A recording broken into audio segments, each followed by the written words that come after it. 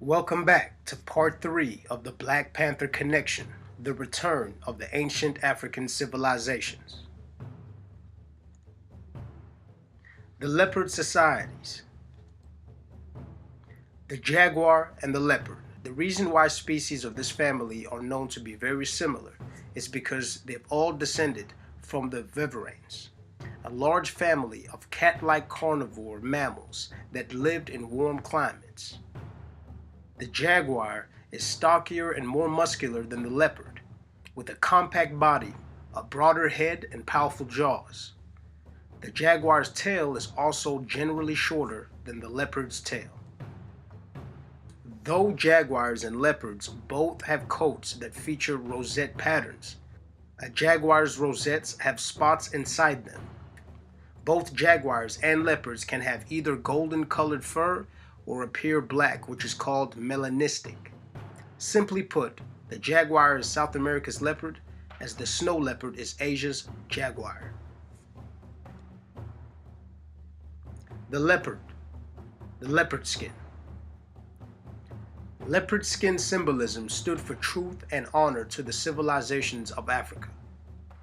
Since truth and honor was the foundation of the healers, sangomas, and blacksmiths, being wrapped in leopard skin meant you were fluent with the laws of nature, whether spiritual or earthly. Egyptian priest Ni-Ankh Sekhmet, wearing his leopard skin performing a ritual.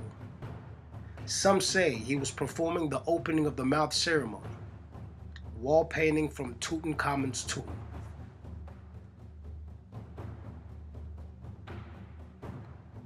Zulu Sangoma, also known as spiritual healer.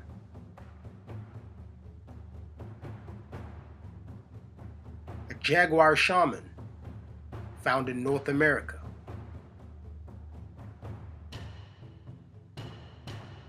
The jaguar shaman of South America. The jaguar is highly revered as a powerful being in the Amazonian rainforest, who also serves as a spirit guide for the shaman, who seeks to heal the sick and receives visions which are key to human survival in the Amazon. For the Quechua Indians, the jaguar, like the anaconda, is considered a highly evolved spirit who was perhaps a yachik or a shaman in their previous life. The Nubians of Meroe also wore leopard skins and were notoriously known for their metallurgy and blacksmithing.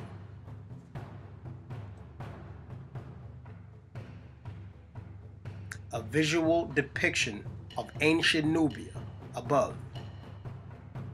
Below, the visual depiction of modern-day Nubia, now Sudan, Africa.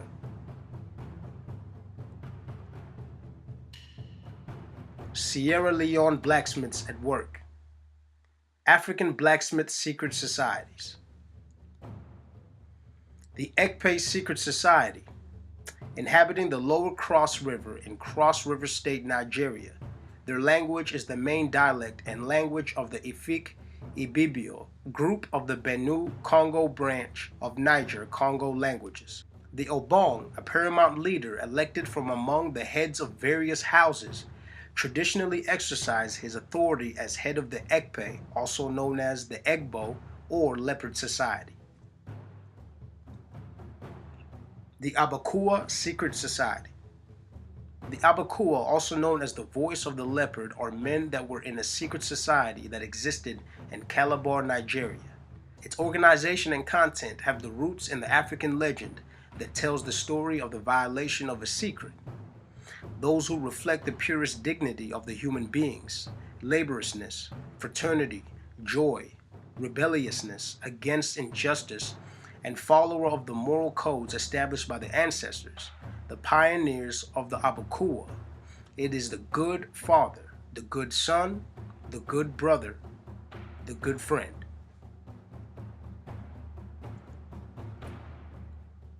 The Anyoto-Aniota Leopard Society. The Anyoto Leopard Men, a society from eastern Congo. It seems that from its origin, the term leopardmen in European sources was meant to be descriptive.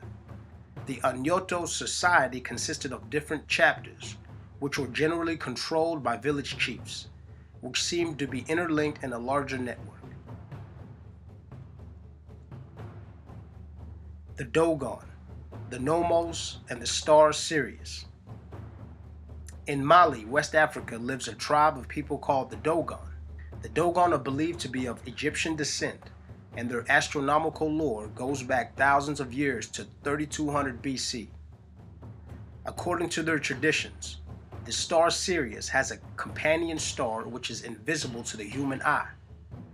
This companion star has a 50-year elliptical orbit around the visible Sirius and is extremely heavy. It also rotates on its axis. Two French anthropologists, Marcel Grualou and Germain Dertelin, who recorded it from 4 Dogon priests in the 1930s. The Frenchmen, shocked with amazement, confirmed scientifically what the Dogon said was specific and true. How did a people who lacked any kind of astronomical devices know so much about an invisible star?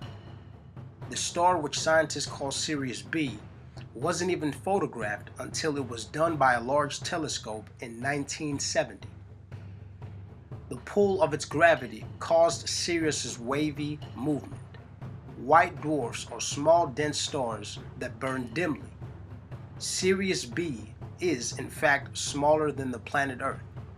1 teaspoon in Sirius B is so dense that it weighs 5 tons. According to their oral tradition, a race of people from the Sirius system called the Nommos visited Earth thousands of years ago. They were blacksmiths of a metal from the star Sirius called Sagala. The Nommos were ugly amphibious beings that resembled mermen and mermaids. They also appear in Babylonian, Akkadian, and Sumerian myths. Nommos, according to the Dogon legend, lived on a planet that orbits another star in the Sirius system. They landed on Earth in an ark that made a spinning descent to the ground with great noise and wind. It was the Nommos that gave the Dogon the knowledge about Sirius B. The legend goes on to say that the Nommos also furnished the Dogons with some interesting information about our own solar system. That the planet Jupiter has 4 major moons, that Saturn has rings, and that the planets orbit the sun. These were all facts discovered by Westerners only after Galileo invented the telescope. Sirius B's existence was suspected as early as 1844 and seen through a telescope in 1862. It doesn't seem to explain a 400-year-old Dogon artifact that apparently depicts the Sirius configuration, nor the ceremonies held by the Dogon to celebrate the cycle of Sirius A and B. It also doesn't explain how the Dogons knew about the super density of Sirius B, a fact only discovered a few years before the anthropologist recorded the Dogon stories. Sirius is only 8.6 light years away from Earth.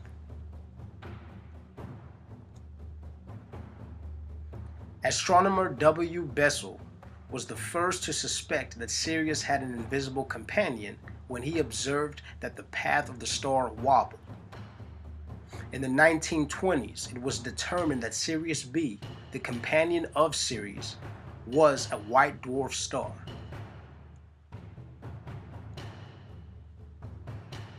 Join us in part 4 when we continue with the warrior women of the motherland.